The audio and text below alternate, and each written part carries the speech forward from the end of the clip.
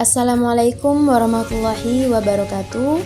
Perkenalkan, nama saya Ananda Syaibah Suriholafi dengan NIM 231101030071. Baik, pada video kali ini saya akan menyajikan hasil analisis kebijakan pendidikan Islam yang berjudul Kebijakan Ekstrakurikuler Pagar Nusa di Madrasah Ibtidaiyah Negeri 2 Situbondo.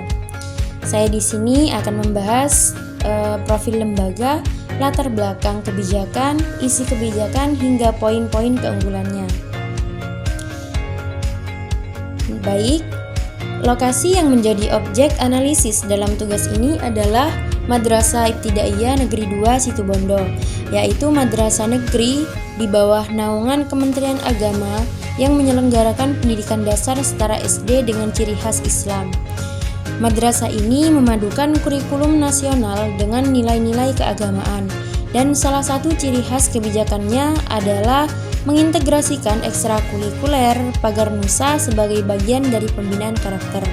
Tujuannya adalah mencetak generasi yang cerdas, berakhlak mulia, dan berjiwa aswaja, yaitu Ahlus Sunnah wal Jamaah. Selanjutnya, mengapa Pagar Nusa dijadikan kebijakan ekstrakurikuler di madrasah ini?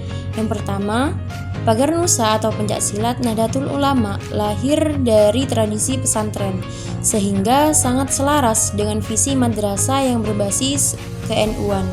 Kedua, madrasah memandang perlu adanya wadah pembinaan fisik, mental, dan spiritual siswa di luar jam pelajaran formal.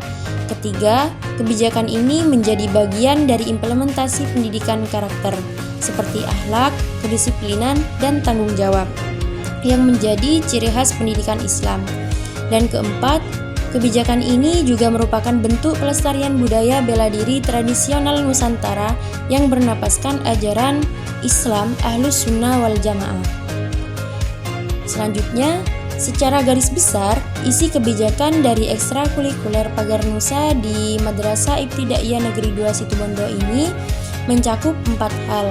Yang pertama, kegiatan ini bersifat sukarela dan terbuka bagi seluruh siswa kelas 1 sampai kelas 6 sesuai dengan minat dan kemauan masing-masing. Yang kedua, latihan dilaksanakan secara rutin pada malam Rabu dan hari Sabtu di luar jam kegiatan belajar mengajar dengan pelatih yang bersertifikat dari Pagar Nusa. Yang ketiga, setiap latihan diawali dengan doa dan menekankan adab antara guru dan juga murid, serta nilai sami'na wa ata'na, yaitu taat dan juga hormat. Dan keempat, siswa yang berprestasi diikutsertakan dalam kejuaraan atau festival Pagar Nusa di tingkat kabupaten maupun provinsi. Selanjutnya, keunggulan pertama dari kebijakan ini adalah pembentukan karakter dan akhlak Islami siswa. Dari sisi kedisiplinan, latihan rutin dengan aturan tegas melatih siswa untuk disiplin waktu dan konsisten berlatih.